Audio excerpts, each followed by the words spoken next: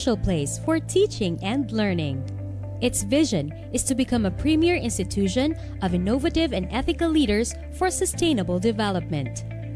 Its mission: the university shall primarily provide advanced education, higher technological, professional instruction, and training in the fields of education, arts and sciences, public administration, information technology, accountancy, law, and other relevant fields of study. It shall also promote research and extension service and provide progressive leadership in its areas of specialization. BukSU Quality Policy. Bukidnon State University is committed to produce globally competitive and responsible graduates through excellent instruction, responsive research, sustainable extension, and quality production for the highest satisfaction of its stakeholders. Bukidnon State University. Educate, innovate, lead.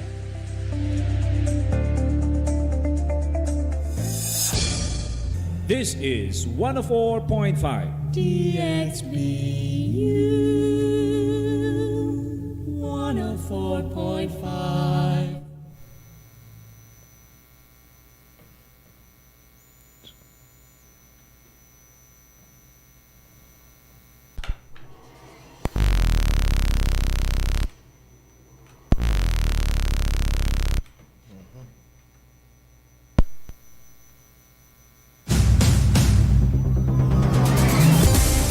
This is BukSU 104.5 FM, bringing you the latest news and updates and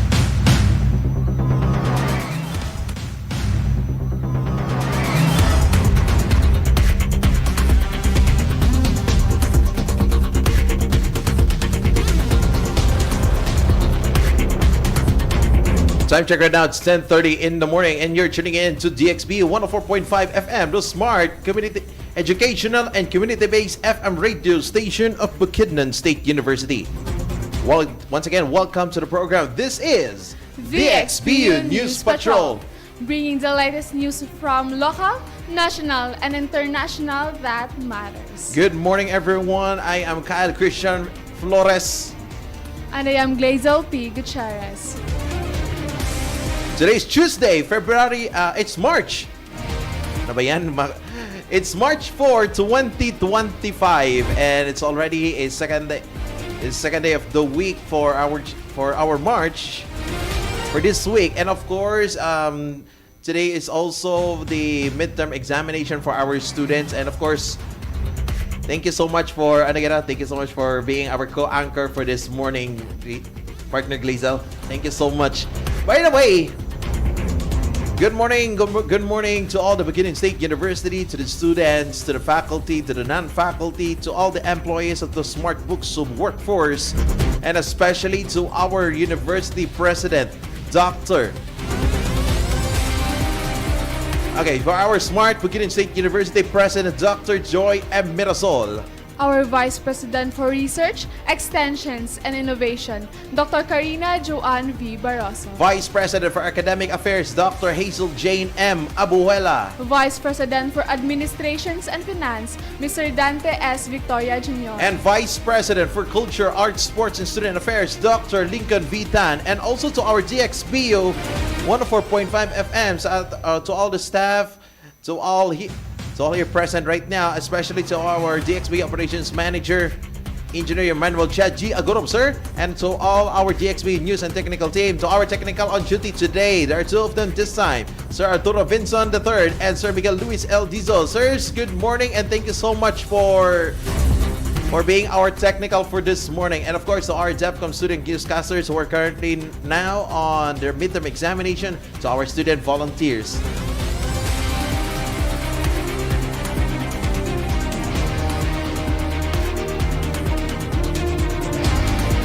Now let's start for our headlines for this Tuesday morning.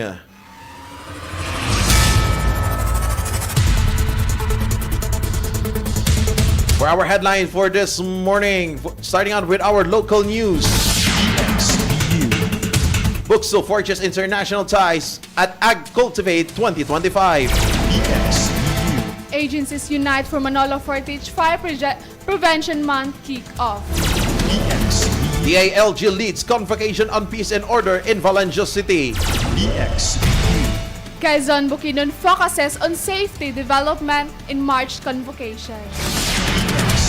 For our regional news, MILG and UNDP bring e-governance to Bangsamoros remote areas. BukSU. Butuan City approved tax relief for years. BukSU. DOH Caraga delivers 2 ambulances to Butuan LGU, enhancing emergency response. BukSU. CDO LGU Rotary Clubs force agreement to support adolescents' mothers. BukSU. For our national news, COMELEC chairman acknowledges agency's potential shortcomings in voters' education after each Showtime incident. BukSU.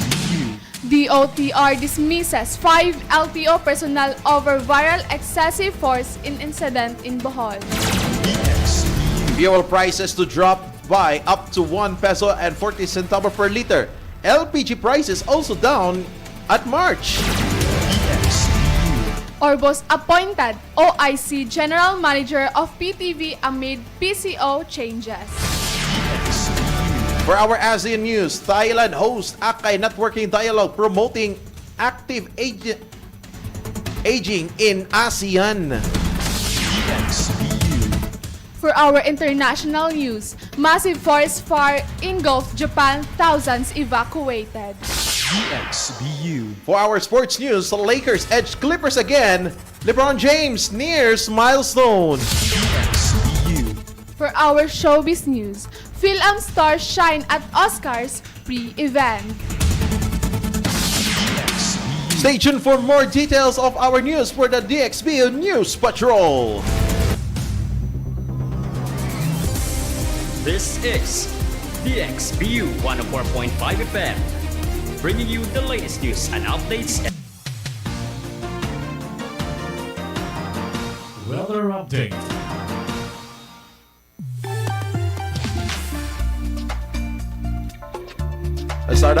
Let's start up with our details for our news for today here at DXBU News Patrol, starting with our weather update. According to the PAG-ASA weather forecast as of 4 a.m. this morning, there is no typhoon or low pressure area within the Philippine area of responsibility. The entire area of Mindanao will experience cloudy skies with scattered rain and thunderstorms due to easterlies. The easterlies are warm winds coming from the Pacific Ocean that carry clouds, potentially causing rain in the affected areas. Light to moderate winds from the east to the southeast will result in wave heights of 0.6 to 2.5 meters in the sea of northern Mindanao. Here in the province of Bukidnon, including the city of Malaybalay, city of Valencia, and nearby areas, will have partly cloudy to cloudy skies with isolated rain showers due to easterlies. Light to moderate winds coming from east to northeast direction will prevail. Possible flash floods or landslides during severe thunderstorms. Over here in the Malaybalay City, with average with 22 degrees Celsius to 30 degrees Celsius as of yesterday, and the minimum temperature of 5 a.m. today will be at that was 90 degrees Celsius as of 5 a.m. and later at 2 p.m. there will be a 31.5 degrees Celsius in a maximum temperature. Maximum related humidity will be at 84% and a minimum relative humidity at 59%.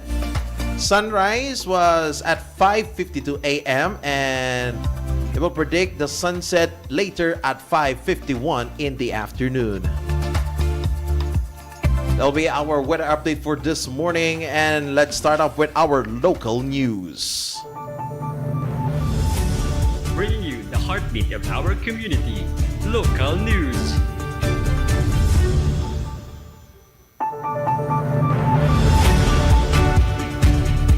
Starting out with our local news, Bukidnon State University strengthened its global reach as Miss Rachel Ann Valera and Miss Janessa Jessie Pagote attended the first Ag Cultivate 2025 and the Philippine-Canada Network for Sustainability's Assembly in Makati, February 24 to 25 this year, focused on addressing agriculture sector challenges. The event drew academics, government, and industry leaders. Discussion centered on collaborative solutions for agriculture and sustainability. Ms. Pagote highlighted the need for cross-sector partnerships to tackle farmer challenges and ensure food security. BukSU's participation under President Dr. Joy M. Mirasol reflects its commitment to international collaboration, building on its Philippine-Canada Network for Sustainability's membership. This aligns with BukSU's goal to promote sustainability and knowledge sharing. BukSU. The Fire Prevention Month kick-off for March lead by the Manolo Fortich Bureau of Fire Protections began with motorcade at 6 in the morning, Monday, March 3, 2025. Participated agencies such as BGMP, Busico, Anak Siano, Ribisco, Vinovo Philippines, Del Monte, Global Agro Corporation, Prince Hypermart, GBC Corporation, MFRTA, and MFPNP. Started the motorcade at Camp Phillips going to the Melag, Alae, Lonocan, San Miguel, Decom, Tanculan, and ended at the municipality gymnasium. Give her message Acting Fire Marshal SFO2 Cheryl T. La Chica during the program. Enlivened the event, the Zumba Dance for All. BukSU.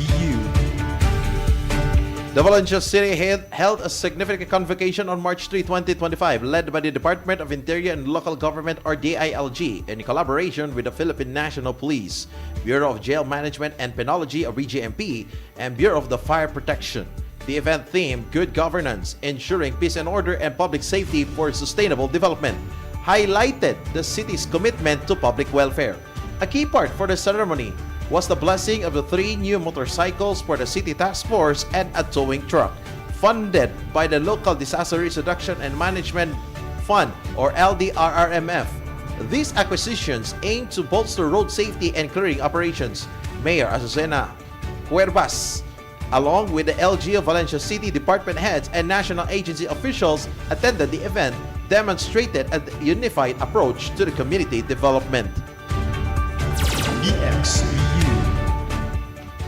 Quezon Town Mayor Pauling Lorenzo emphasized we work for result during the March 3rd convocation. He highlighted the purpose-driven the nature of municipal programs and praised February's successes, including the Sungod Te Kamanga cultural event and the Servicio Caravan in Sitio Dumasilag.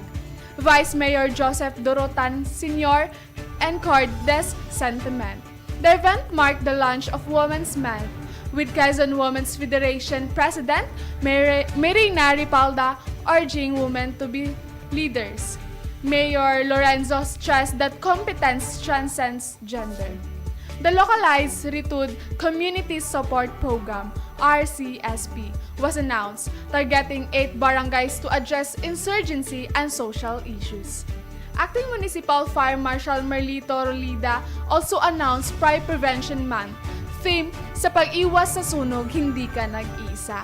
In fire prevention, you are not alone. The convocation was attended by local officials, solidifying the town's commitment to community development and safety.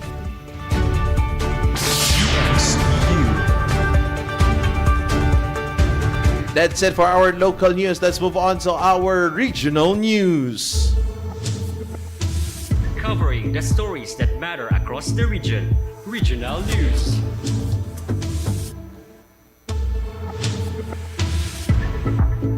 For our regional news, Maguindanao del Norte has launched its first Digital Governance Center, a joint initiative by Ministry of the Interior and Local Government or MILG and United Nations Development Program or UNDP. This center, part of LIAP's program, aims to enhance public service access, particularly in geographically isolated and depressed area or GIDA. MILG Minister Attorney Shah Elijah Dormama Alba emphasized the center's role in fostering a more responsive government for Bangsamoro citizens. The initiative is expected to serve as a model for future e-governance efforts, ensuring equitable service delivery across the region.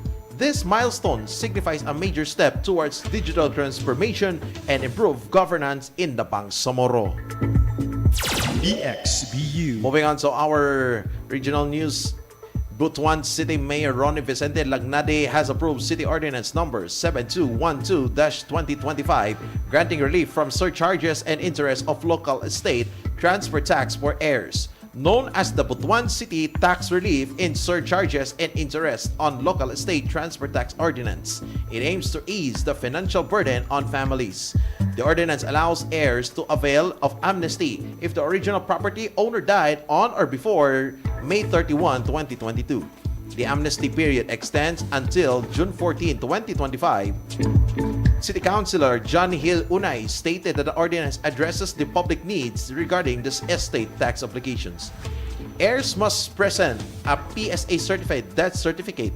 The City Treasury Department and the City Assessment Services Department will oversee implementation. This initiative aligns with Republic Act number 11956, extending the estate tax amnesty. BukSU.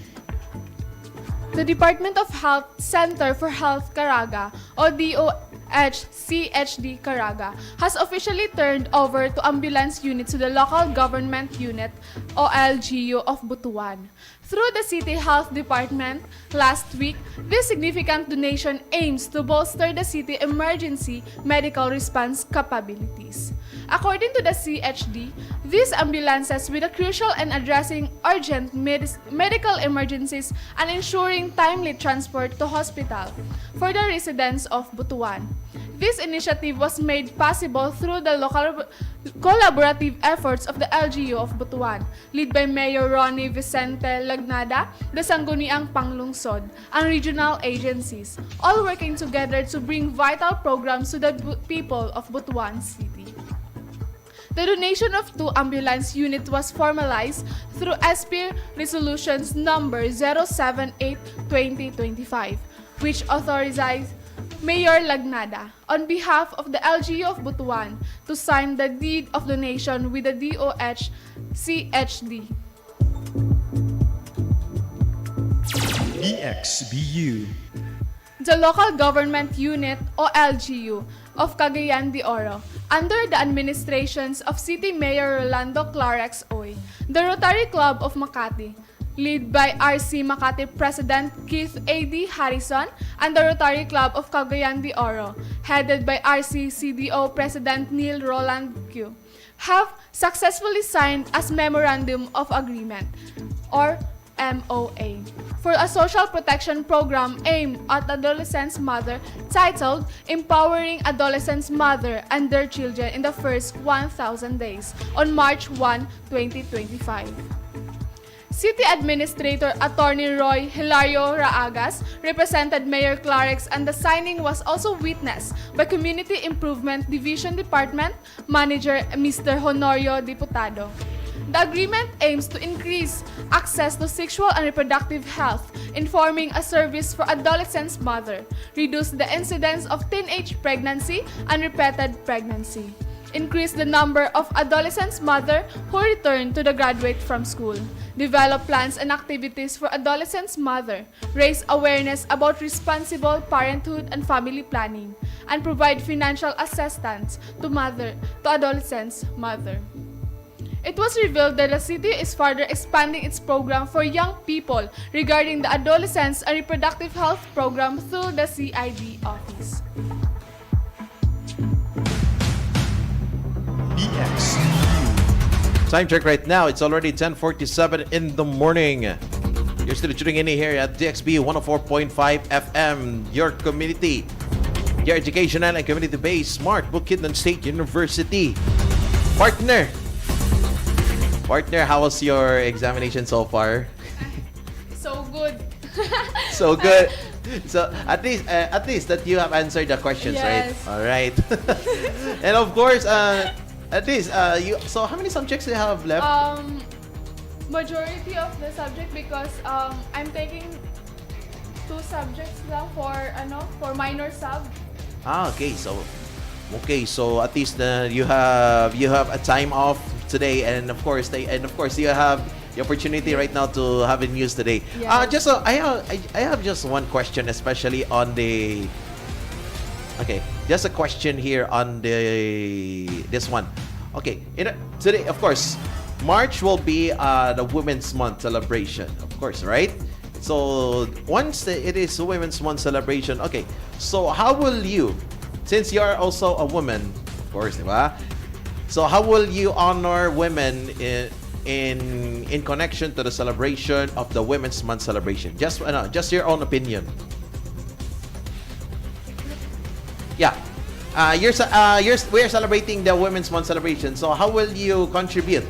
How will you contribute on, and of course, because we're celebrating women. So, okay, I'll just retract the question. Since we're celebrating Women's Month celebration, how will you feel that that it is a month of celebration for women like you? Okay ka nang, kuan. Celebrating? Siguro I'm celebrating karang same lang siguro uban sa akong family. Especially for my mom and akong ate. Yeah. Okay, so it's the same. So just appreciate, and of course, I'll just give an opportunity to appreciate, especially to you, to all the women out there. Happy Women's Month, and of course, thank you for your service as a woman, and of course, taking care of the families, and of course, to being a contributor to the society. To all the women out there, thank you very much. To all the, of course, our mama, yes. To our mamas, to our, who are, of course, the women who are standing as a father, or our ate, for our lolas, of course, no? To your friends, and yes, happy Women's Month celebration to all of you. Right, it's already 10:49 in the morning, and let's move on right now to our national news. From coast to coast, national news. Let's start with our national news. Commission on Elections or COMELEC Chairman George Erwin Garcia expressed concern after a contestant on the television program It's Showtime revealed limited knowledge of the COMELEC and her status as an unregistered voter. Garcia indicated that this incident suggests potential failures within the COMELEC's voter education efforts. Nalulungkot po ako parang failure po ang COMELEC. Parang kami po may kasalanan doon. Parang hindi po namin napapahayag mabuti sa sambayanan kung sino kami, ano ang aming katungkulan at magkakaroon pa pala ng eleksyon. Magkakaroon na pala tayo ng eleksyon. So failure po ang COMELEC pagka ganyan. Kaya lang hindi po natin maisisi dahil maaari siya ay representasyon ng madami pa mga Pilipinong hindi po naalalaan yung ating mga ginagawa. Kaya ang gusto namin alamin bakit? Dahil ba sa kahirapan? Dahil ba sa kawalan ng pamamaraan para malaman yung mga nangyayari sa ating bansa? O talaga namang may kakulangan talaga sa voters education program ng COMELEC? That was a voice from George Erwin Garcia, the COMELEC chairman. He highlighted that the contestant situation might represent a larger issue of voters education among Filipinos, particularly the younger generation. Garcia raised questions about the underlying causes, considering factors such as socioeconomic difficulties and potential shortcomings in COMELEC's voter education programs. To address this, the COMELEC has extended an invitation to the contestant for a meeting aiming to promote voter awareness, especially with the upcoming May elections. This move reflects the COMELEC's effort to engage with public and strengthen its voter education initiatives. Moving on to another national news. The Department of Transportation or DOTR has dismissed 5 Land Transportation Office LTO personnel in a viral incident in Panglao, Bohol. As you can see right now, it's in our screen right now on our Facebook page. The incident of the viral incident in Panglao, Bohol, where excessive force was used during the arrest of a farmer. DOTR Secretary Jamie Bautista Dizon announced the dismissal during a press conference, emphasizing the actions of the LTO personnel were unjustifiable. The decision followed an investigation into the incident, which was captured in a widely circulated video. The video showed LTO personnel apprehending a 57-year-old farmer, Erifredo Velasco, pinning him down and threatening him with a knife. Secretary Dizon stated that even if claims of Velasco being intoxicated and riding in an unregistered vehicle were true, the level of force used was unacceptable. He stressed that such behavior from government employees would not be tolerated. Na po, mayroong mga report sa Imbawa na medyo nakainom po si Mang Bert. No, 57-year-old farmer from Panglao, Bohol, si Ginoong Erifredo Velasco, si Mang Bert, na nakausap po mismo niya si Jojo kasama ng kanyang pamilya sa ospital nung Sabado ng gabi. Kahit na po totoo yun, na nakainom siya, kahit na po totoo na may hawak siyang patalim, na I was informed, yun naman po talaga ay hawak-hawak nilang madalas dahil siya nga po ay isang magsasaka at ginagamit yun kapag siya nagtatrabaho sa kanyang sakahan. Kahit na po kung lumabas sa ating investigasyon na talaga siya nakasakay sa isang koloring na motorsiklo, kahit na po lahat yun, wala pong mag-justify sa nakita nating dahas na ipinakita ng ating mga law enforcers. That was Secretary Vince Dizon of the Department of Transportation. The DOTR Secretary also called for a review on existing regulations to prevent similar incidents in the future, suggesting that current rules might contribute to abusive behavior among law enforcers. While he stated that the personnel were dismissed, their names were not given. BukSU. Another details for our national news. Filipino consumers can expect relief at the pump today as oil companies are set to implement significant price reductions. Gasoline prices will decrease by 90 centavo per liter, diesel by 80 centavo per liter, and kerosene by 1 peso and 40 centavos per liter. Companies including Shell, Caltex, CEO, Petrogas, Clean Fuel, PTT Philippines, and Jetty have announced these price adjustments. The Department of Energy, or DOE, attributes these rollbacks to recent developments in the global oil market, citing a potential increase in supply, weakening demand, and easing geopolitical tensions. Despite recent increases, these new reductions will slightly offset the year-to-date net increases for gasoline, diesel, and kerosene. In addition to fuel price reductions, liquefied petroleum gas, or LPG, prices are also set to decrease in March. Petron and Soleil branded LPG products will see reductions from 1 peso and 20 centavos and 1 peso and 19 centavos per kilo, respectively. These LPG price adjustments reflect the international contract price for March as stated by Petron. BukSU. Former Executive Secretary Oscar Orbus has been appointed Officer in Charge, or OIC, General Manager of the People's Television Network, PTV, announced Presidential Communications Office, or PCO. Secretary J. Ruiz Orbus, previously PTV's acting board chairman, steps into the role amidst ongoing changes within the PCO. Ruiz confirmed Orbus' acceptance, stating he agreed to serve temporarily. Orbus cites his age and preference to remain chairman, indicating a short-term tenure. The appointment follows earlier calls for courtesy resignations within the PCO, giving Ruiz greater autonomy. The PCO is currently reviewing the legalities of Orbus holding both OIC, GM, and chairman position. This aims to address employee concerns within PTV Orbus replacement former GM Toby Nobreda. Now let's move on to our ASEAN and international news. Connecting you to the world. World news. The permanent mission of Thailand to ASEAN convened the ASEAN Centre for Active Aging and Innovations, or ACAI, networking dialogue on March 3, 2025 at the ASEAN Secretariat in Jakarta. Dr. Somsak Axel, ACAI Executive Director, led a briefing highlighting the increasing significance of addressing aging population within the ASEAN region. The event underscored ACAI's role in driving initiatives for active aging. Designed as the networking platform, the dialogue sought to expand ACAI's collaboration reach, fostering partnership with ASEAN member states, dialogue and development partners, and other relevant institutions. The focus was on exploring meaningful collaborations to enhance the well-being of aging individuals throughout ASEAN.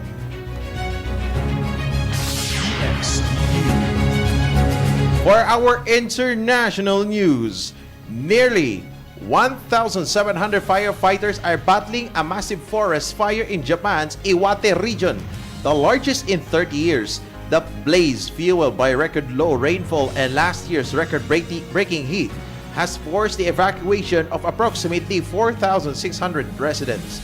The fire, which began near Ofunato City, has consumed approximately 2,108 hectares or 4,450 acres since Thursday.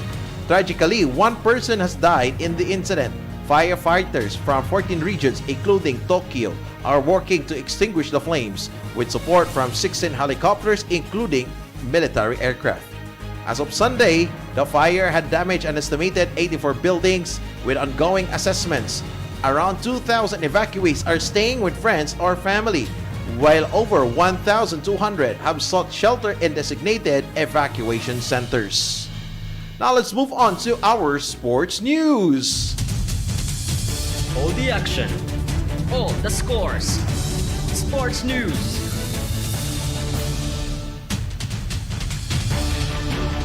Moving on to our sports news, the Los Angeles Lakers secured their second victory over the LA Clippers in 3 days, winning a score 108-102. Luka Doncic led the 29 points and 9 assists, while LeBron James added 17 points.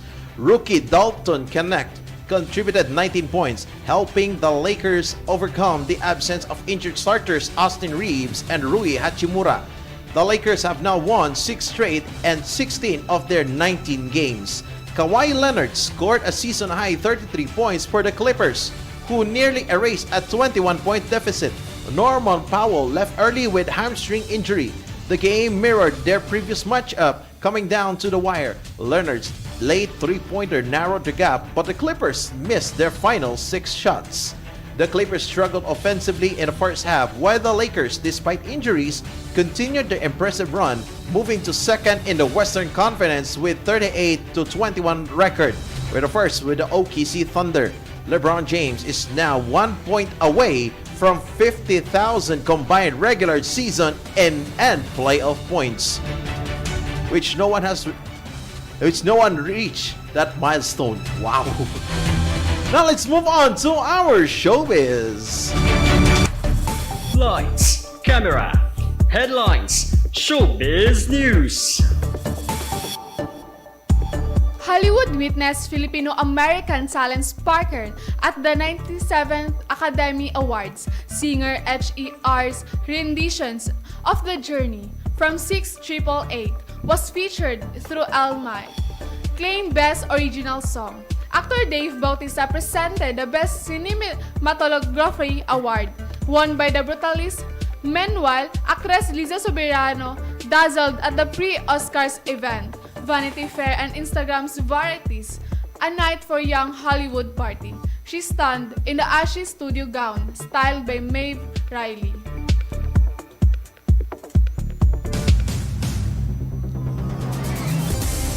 This is BukSU 104.5 FM, bringing you the latest news and updates and Time check on is already 11:01 in the morning. Partner, how was your morning today? Medyo stressed? Stress good. Well, it's okay. It's okay. At least that you have done your exam for today, and you have a day off tomorrow, right? Yeah. And you have so of course more studies to come for you. More studies to come. Oh well. Well, of course, good luck to all the students here at Bukidnon State University who will take the midterm examinations. And of course, don't forget tomorrow at 9 o'clock in the morning, we won't have the DxBU News Patrol, but we have the Pagambitay daw Kaugalian, the Share to His Season 4, which will be on 9 o'clock in the morning here at the DxBU 104.5 FM. And of course, we are talking about health this time, tomorrow. Regarding on the different cases on the virus, yes, like dengue, like meningitis, and of course, foot and mouth disease, any So stay tuned for tomorrow at 9 o'clock in the morning here at the DXB 104.5 FM. And of course, this afternoon at 4 o'clock in the afternoon, I will be here to, it's 3 o'clock in the afternoon rather, we will have the DXBU Balita Patrol for another set of reports and set of the news updates here inside and outside of Bukidnon, and of course here in the Philippines and internationally.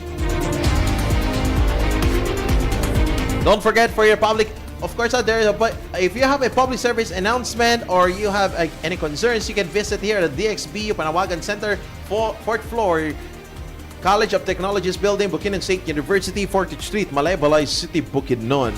And of course, I would like to thank also to our university president, our smart Bukidnon State University president, Dr. Joy M. Mirasol. Vice President for Research, Extensions, and Innovation, Dr. Karina Juan V. Barroso. Vice President for Academic Affairs, Dr. Hazel Jane M. Abuela. Vice President for Administrations and Finance, Mr. Dante S. Victoria Jr. And Vice President for Culture, Arts, Sports, and Student Affairs, Dr. Lincoln Vitan. Sir, belated happy birthday to you, sir. And more birthdays again, more candles to blow. Sir, Dr.